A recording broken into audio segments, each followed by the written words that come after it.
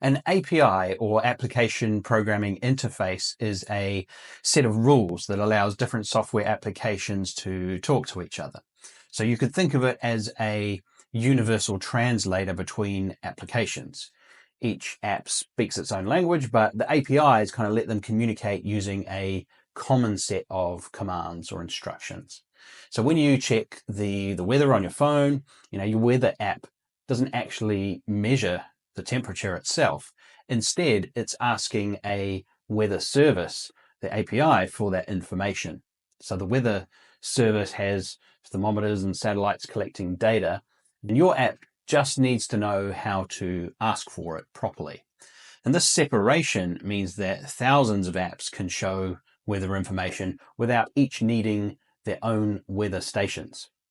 So APIs are the reason that your digital life feels completely connected to everything. You can post to Instagram from dozens of different apps. You can pay with Stripe or PayPal on any shopping site, or you can have your calendar sync across all of your devices. So none of these services share their actual code with each other. They just agree on how to exchange information. So without APIs, every connection between those services would need custom programming. So imagine if every online store had to build their own payment system, or every single app needed its own login system. APIs provide standardized kind of connection points that make the internet's kind of interconnected ecosystem possible. APIs work exactly like ordering food at a restaurant. You could be sitting at your table, which is your application, and you want food from the kitchen, which is another application's data, for example. You can't just walk straight into the kitchen. It's an off-limits area, just like a company's internal systems. The menu is the API documentation. It's going to list what is available and also tell you how to order it. So you can order a burger, but you can't order sushi maybe if it's not on the menu. So similarly, an API only provides what it's designed to offer. The menu is going to specify options as well, how you want your burger cooked, or what toppings you want, which sides. So API have parameters that work in pretty much the same way. The waiter is the API itself. It's taking your properly kind of formatted order to the kitchen, and then when it's ready, it's bringing back your food. You never really see how the kitchen works. You don't know what recipes they use or how they prepare the food, and you don't need to. You just get the final result in a format that you can consume. And this separation really protects both sides. The restaurant can change suppliers, they can hire new chefs, they can reorganize the entire kitchen without affecting the dining experience. As long as they can still make what's on the menu that you're reading, you're happy. So APIs provide this kind of same flexibility for software services. APIs speak in a specific language called HTTP, or Hypertext Transfer Protocol. It's the same language that your web browser uses. So every API conversation pretty much follows a simple pattern. You send a request and you get a response. It's pretty much like texting somebody. You send a message, you wait for a reply. The request, though, has a specific structure. So first, you need the address, which is called an endpoint. It's like a phone number for specific information, you might say. One endpoint might give you user data, and maybe another handles payments, and another one manages inventory. Each endpoint has a unique address, like api.weather.com/current or api.stripe.com/charges. Your request also specifies what you want to do. So reading data uses get, creating new things uses post, updating uses put or patch, and removing uses delete. These are called HTTP methods, and they're universal across all APIs. I've got a separate video on that. It's really like having standard commands that kind of work everywhere. And the response that comes back, and generally the request as well, is sent in a format called JSON, which is structured text that both humans and computers can read pretty easily. It's organized with labels and values, and it makes it really easy to find the exact piece of information you need. Got a separate video on that too. In NAN, this appears as kind of a visual tree that you can click through, so you don't have to do any manual parsing. APIs are the backbone of modern automation. So without them, connecting different services would be nearly impossible, certainly very difficult. every automation you build in N8N or Make, it really relies on APIs. So whether you see them or not. So when you drag a node onto your workflow, like Slack, for example, you're using Slack's API. And the beauty really of APIs for automation is pretty much reliability. You know, once you understand how to ask for weather data, that method keeps working day after day, unless the API changes. The weather service might upgrade the satellites and change their prediction models or whatever, but their API request stays the same. And this consistency makes automation possible, really. And APIs also enable real-time connections. So instead of just downloading data, processing it in some way, and then uploading your results somewhere else, APIs let you work with live information. So you can do things like checking current inventory, you could verify account balances, you can get instant notifications, all because APIs provide immediate access to current or live data. And for no-code builders, you know, the APIs kind of democratize your access to really powerful services. You don't need to understand how Stripe processes all of its payments or how Google translates languages.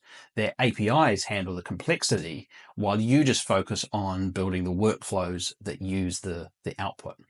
It's really like having access to hundreds of specialized departments with each an expert in their particular task. E-commerce is one that runs on a lot of APIs. So when you shop online, the website is going to use APIs to check inventory, as I mentioned, and they'll check it in real time. They might calculate shipping costs, processing payments, sending confirmation emails, tracking deliveries. Each function might use a different company's API, but they're all just going to work together seamlessly as a system. Travel booking actually shows APIs kind of at their best, where you're searching for flights on Expedia or something, and they're not really checking their own flight database. They're actually using APIs from maybe hundreds of different airlines. They're looking at things like hotel availability, they're looking at car rentals, looking at activity bookings, and it's all going to come through the APIs. So one search that you make might trigger dozens of API calls to different companies. Banking's APIs kind of power the financial innovation that we see now. So there's a lot of apps that will use the banking APIs to show your accounts all in one place. And then you get different like payment apps that are going to use APIs to move money between banks as well. So, and then you might also get investment apps, and they're going to use market data APIs to show, you know, your real-time stock prices and even help you execute some trades and stuff. And then entertainment relies on APIs. So Netflix uses APIs, Disney, all of them, to get movie information, reviews, and Spotify lets other apps control playback or create playlists. Gaming platforms are going to use APIs for all of their like multiplayer features, leaderboards, achievements, you know, you name it. APIs just kind of make these rich sort of connected experiences possible. And before APIs became standard, connecting services was really painful, actually. So companies would use file transfers a lot. So one system would export a CSV file, comma separated values, and someone else would maybe manually transfer, and then they'd import it into another system. And this process still happens in some places, but it's very slow, it's very error prone, and can't handle kind of real-time needs very well. And screen scraping was another alternative. You still get that quite a bit now. Programs would read websites just like humans, just like we do, and it would extract data from the visual display. But if a website changes its design, the scraping is going to break. So it's pretty fragile. It's pretty much like building on sand. It's just really unstable, unreliable. So direct database connections seemed logical as well, but then that's going to create a whole lot of security nightmares. So you don't want to really give external access to your database, because that means exposing everything, generally not just the information that you want to share. And so any kind of mistake could really corrupt or delete critical data, which is not going to work. So APIs kind of solve these problems by providing controlled, stable access points, and they're faster than file transfers, they're going to be more reliable than screen scraping, and they're safer than direct database access. In N8N, we benefit from this evolution because instead of super complicated workarounds, we just connect APIs and we're going to get consistent, secure access to the data that we need. APIs continue evolving to be really more powerful and easier to use every day. GraphQL APIs let you request exactly the data you need and the data you want and nothing more. And real-time APIs push updates to you instantly instead of waiting for requests. So AI APIs can bring machine learning capabilities to any application now.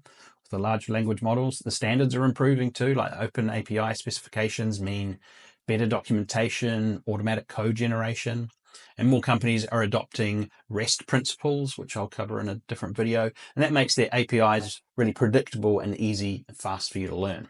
Once you understand kind of one modern API, others generally follow similar sort of patterns. And for automation builders, the standardization is golden, really. The skills that you learn while working with one API is going to transfer to a lot of others. And understanding how to read API documentation, structure the requests, handle responses, it's going to open doors to literally now thousands and thousands of different services. And in NAN, new API integrations are being made all the time. Services that you use daily probably have APIs you haven't even discovered yet. So you can start kind of exploring API directories and going through some of the documentation, just experimenting even with the HTTP request node, so you can talk to the API directly, because each one you connect multiplies your automation possibilities. And the best part is, as services add new API features, your existing workflows can immediately take advantage of them.